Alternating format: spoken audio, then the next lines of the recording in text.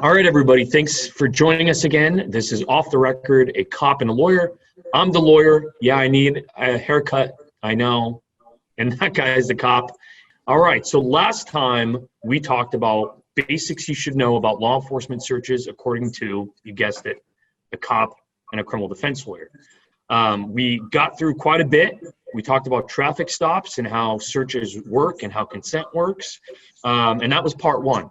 So this being part two, we're hoping to get through two other types of searches. The first one being probation searches, and the second being home searches. All right. And originally we talked about how there are some searches that require warrants. There are others that don't. Traffic searches, right? Vehicle searches typically do not require a warrant. Probation searches, as you will learn a little bit, don't require a warrant. Home searches, of course, do, and we'll kind of break it down and discuss everything. So, Cop, tell us a little bit about what a probation search is. So a probation search is a term of someone's probation that would be given to them by a judge. A judge would place somebody on probation in lieu of jail time or after jail time. If somebody is found guilty of a crime, they can be placed on probation, and there's different types of probation, but the probation that we're going to talk about today is going to involve searches. So that would mean that somebody placed on probation would have a search clause. We call it like a four-way search clause, where basically any law enforcement officer without any kind of probable cause or reasonable suspicion or warrant or any reason at all can search you. A four-way clause would mean that they could be searched, their car could be searched, and their house could be searched as well. All of their personal property, backpacks, briefcases, makeup bags, whatever you have on you, plus your person, plus your home, plus your car, without any reason. That's really important. So people who are on that type of probation typically know about it, or they should know about it, and it'll last for, whatever the judge says, whatever the terms are. That's negotiated, in court with the district attorney and the client's lawyer as well. Yeah, definitely. And in San Diego, at least, they call it a fourth waiver. So your Fourth Amendment rights waiver. Now, people have had some beef about that because it's like you're not really waiving your Fourth Amendment rights totally. Now, one interesting thing as far as kind of more recent developments on these search conditions or the fourth waivers, as you mentioned, right, typically it applies to formal probation, right, and that's usually following a felony conviction. The other interesting thing is that there's been a lot of case law related to whether or not these search conditions can extend, this fourth waiver, as we call it, can extend to someone's electronic devices. And so now what the courts have to do is that they have to find a nexus between the underlying conviction and the crime and whether or not it would serve the purpose of probation for law enforcement or the probation officer to be able to search that person's phone. And now they're very specific during sentencing and during the imposition of the probation conditions, whether or not this includes electronic devices. And that's certainly a big one. But if there's no connection, there's been a lot of litigation in the higher courts about, hey, the court imposed the ability for law enforcement to search their phone. They should never have done that. And therefore, anything that was found should be suppressed. And that leads to a whole bunch of battles in court. So tell me a little bit about, first of all, how do you know if somebody has a search condition? How do you, obviously you have to know if you're going to utilize that power that the court's given you to search them without cause, right? With or without cause. You have to positively identify the person. You have to run them out. But first, before those two, you need to have a legal reason to be there. So that means that my stop has to be legal, whether it's pedestrian stop, jaywalking, crossing against a red, stopping you on reasonable suspicion, whatever the case may be. That first stop must be legal. Now I've stopped you legally. Let's say you ran a stop sign and I pull you over. That's a legal stop. You're legally detained, and I run your license through our system. It will come back and say that you're on probation. So we'll get a return, very easy to read. Now, with technology being what it is, hit and miss at times, sometimes that return can come back later, after I let you go. So for the purposes of this discussion, I've got to stop you legally, run your name out. A return will come back that says you're on probation. And if you have, like what you refer to as a fourth waiver, then I can just search you. So if you have this, typically in my experience on the street, folks that are under this type of probation condition, they're aware of it, they know it, they expect it, and they're very typically very compliant because they're aware. They agreed to it in court. Maybe they agreed to it instead of going to jail, or maybe it was imposed on them after they got out of jail. But then if I stop you again, or if I see you walking down the street, I can then search you if I have prior knowledge of your probation condition. Right. Now, what's kind of interesting is that, let's say somebody, he's got the search condition, and you're familiar with him, and you run him. You have that that totally legit sort of checking of who he is, his search conditions determined to be valid. He's still on probation. Everything's good, right? You can go ahead and execute that search of him, his person, vehicle, whatever. And let's say that you see him like a couple months later, right? You're like, all right, I remember that guy. He's got that search condition. He's acting kind of weird. Now, at this point, fair to say that unless you're sure that he's going to be on probation for longer, sort of the thing that you guys will typically do is try to double check to make sure he's still got that condition, right? Of course. And so we call it running someone's name or running your license plate.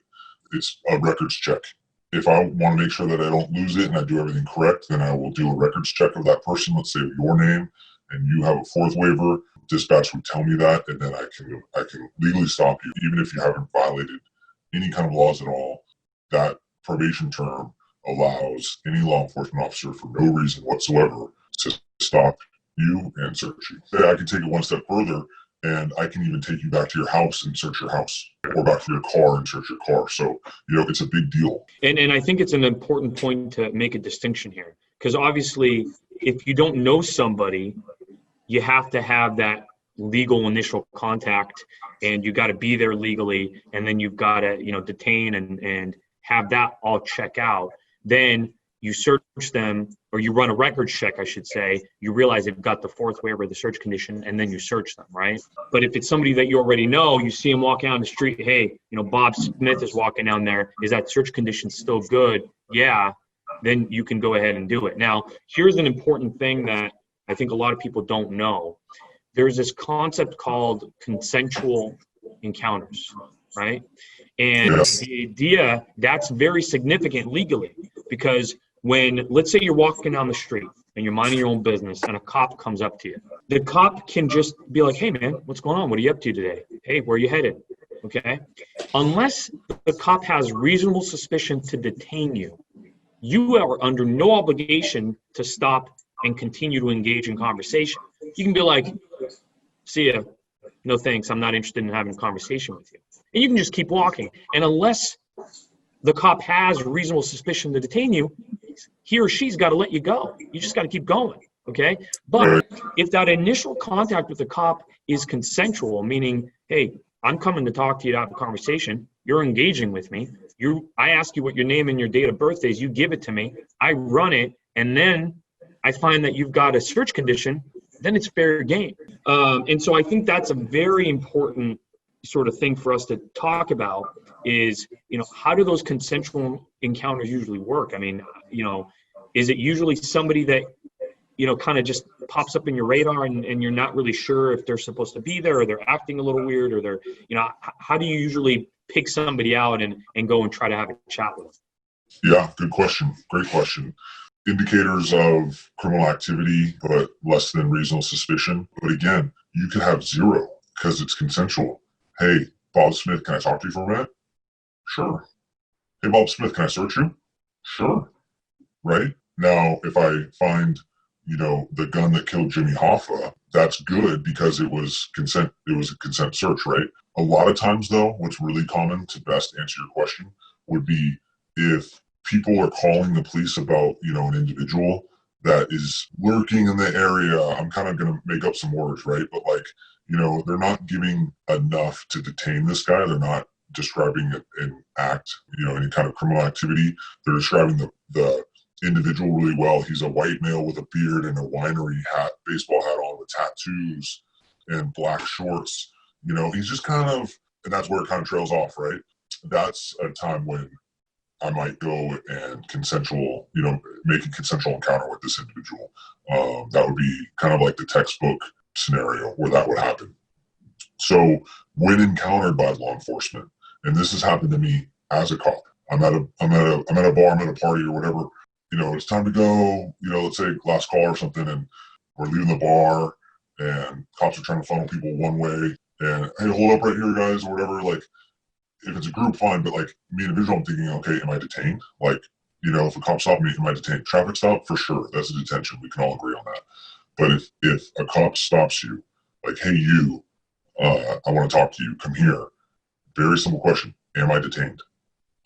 You should get a yes or no. If you get a, well, that's when you kind of have to, unfortunately, just be your own advocate. Don't create any more problems than you need to.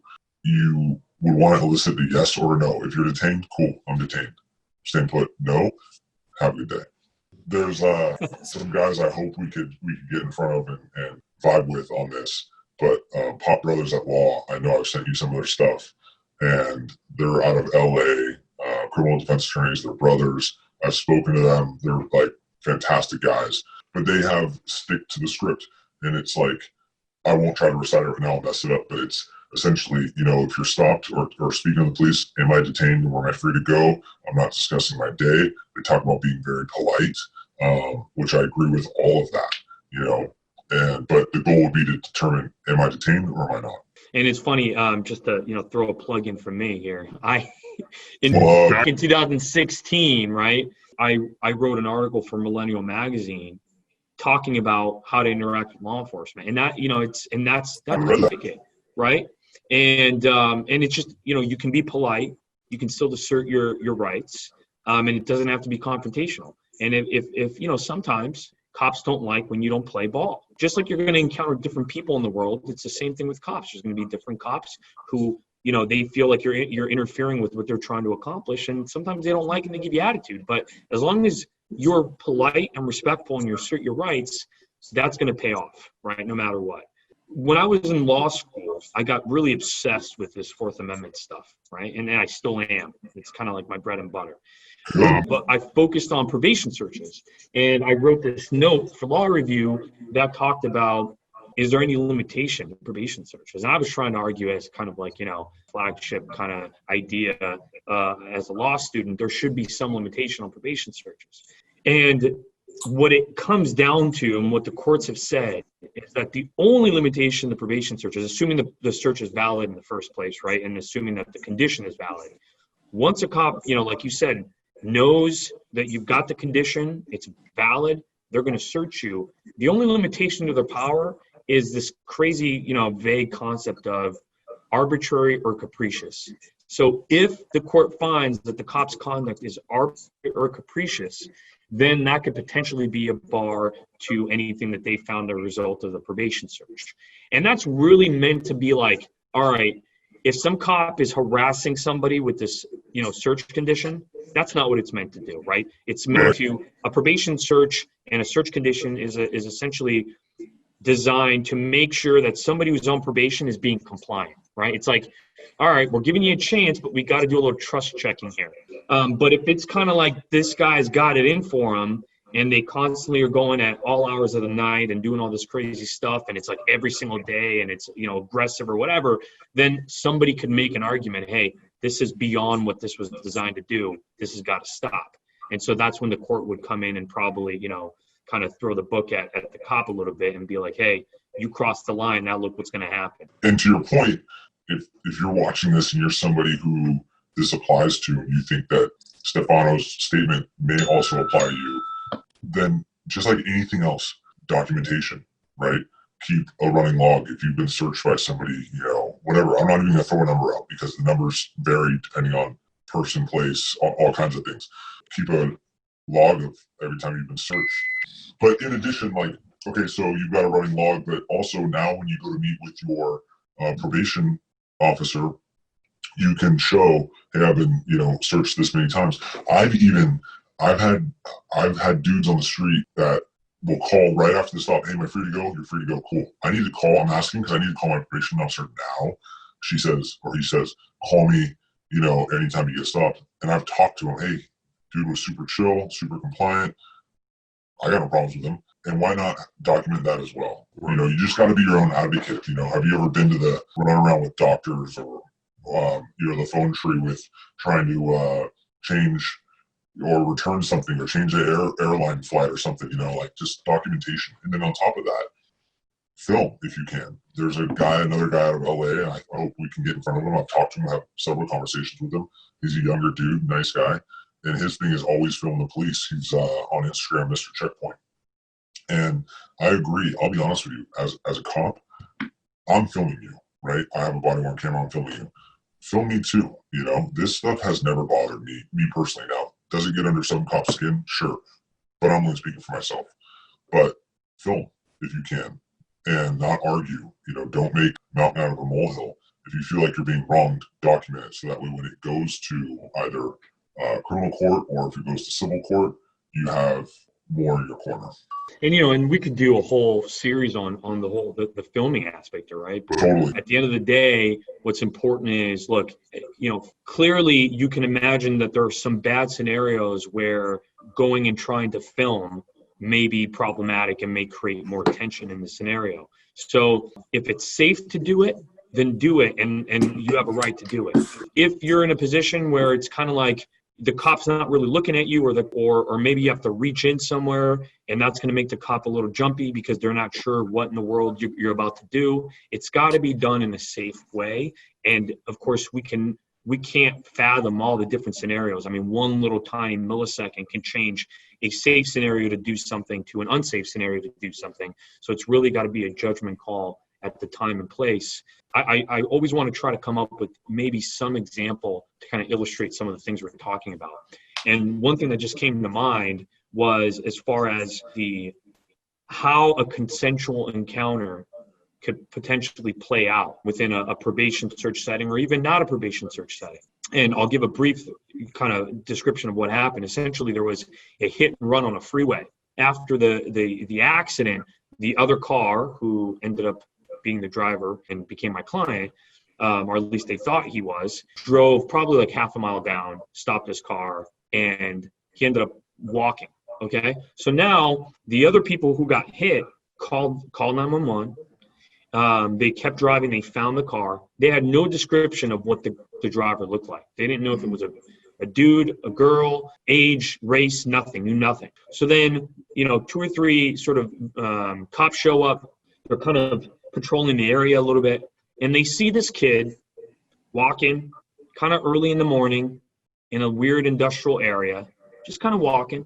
And they're like, this is kind of out of place, right? It's early. There's no one else around. He's about 1.5 miles from where this hit and run happened. Let me go talk to him. They go up, and they talk to him, and he starts telling them that, yeah, my car ran out of gas. So now he's tied. Now he's all of a sudden tied to the incident, and then everything kind of unraveled from there. That's an example of, hey, am I detained? No? I'm going to keep walking. Oh, where are you going? You getting a – no, you don't have to answer anything. If you're not detained, even if you are detained, you don't have to answer it. That's just one example, I think, of kind of the bigger picture of sometimes how even a probation search can happen. All right. Anything else before we kind of move on to the home searches? What do you think? Briefly, if you live with somebody on probation, understand what their terms are, because under that same roof, that can affect you. So I will add that on a probation search, let's say, you are on probation. I can search everything that you have access to. Common areas. A common area is a bathroom or a kitchen, right? A living room. That's a common area.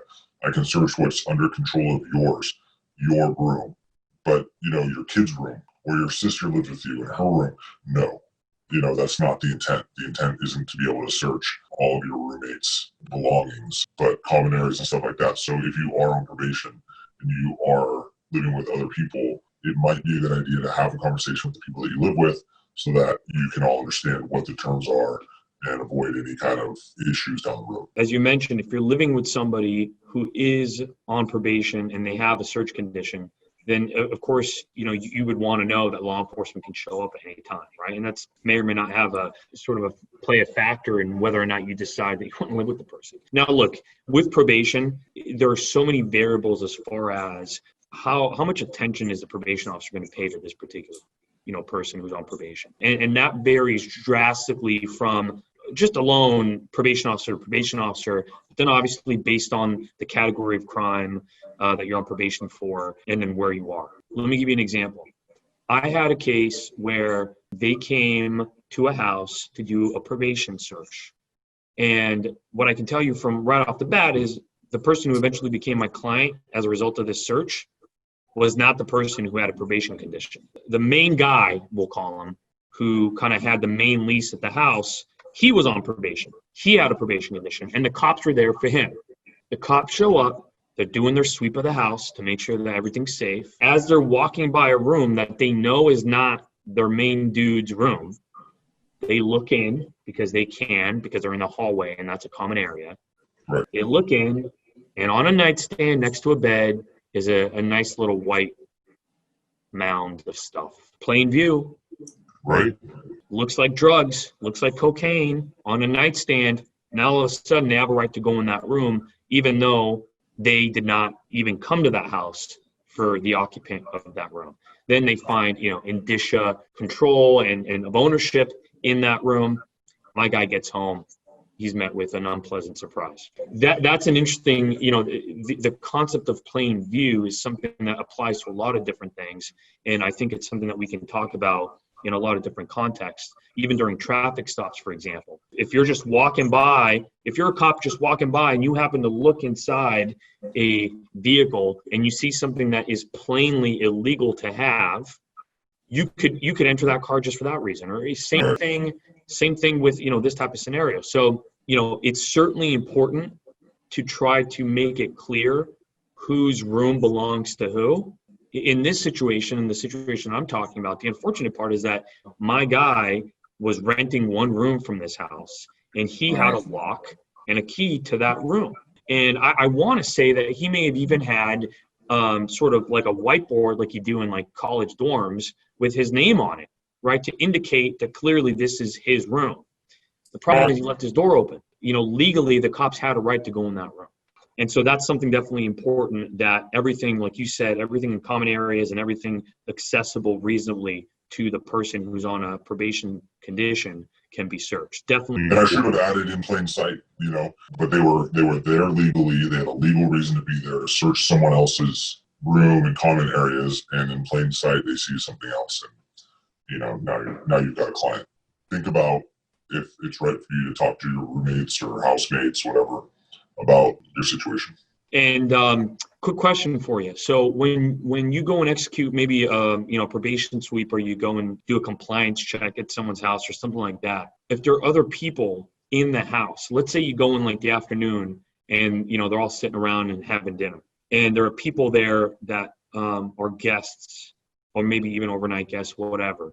What happens to those people? Do you usually handcuff them? Are they detained? Do you search them? How does that usually work? Yeah, it's super tough to answer questions with the word usually in it, because as it just all varies. There's so many different, one little thing can change the entire scenario. So I will say this, officer safety is a factor, and the courts have allowed hat searches as an example to come into play in certain scenarios. So I would say this, that if I have articulable facts about one person or a group of people and can articulate a pat search of them for weapons to make sure that the scene is now safe and I can continue on with my business, the courts, in my experience, have held that up. And I'm talking about through motions to suppress and preliminary hearings, trials, et cetera, et cetera. So I'm sure you can speak to that more, because, folks, if this applies to them, we're going to come see you at some point, or someone like yourself, to be, I would say, you can expect that you may get pat searched for weapons. There's times that I haven't, because it hasn't I didn't have articulable reasons, or I felt, again, it's what I think, right? I can only justify my actions. If you're my squad mate, I can't speak for you. We have different levels of experience. So in my experience, for me only, there's times where I haven't searched anyone else but that target person. And there's times that I have searched everybody. And it just depends. But you have to articulate it. You have to explain it.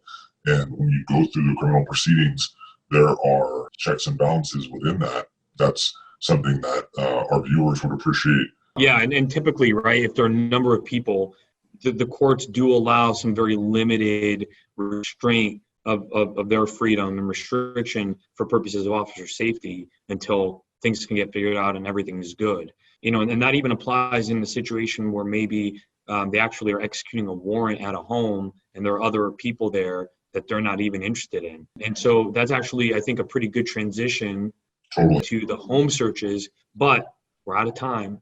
It's going to be a part 3 of searches. And next time we're going to talk about home searches and talk about some of the bigger principles and, some things to consider when law enforcement approaches your home and maybe wants to come in, how that works.